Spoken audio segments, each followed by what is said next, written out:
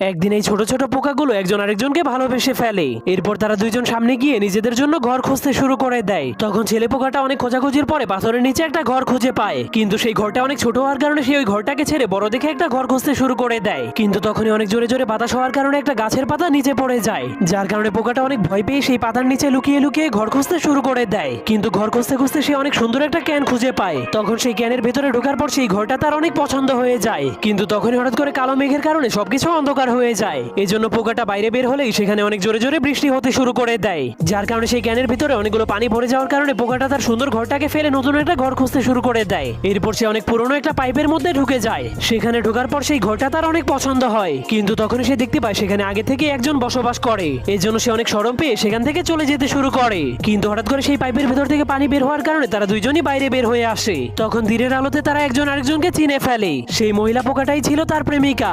এরপর তারা জঙ্গলের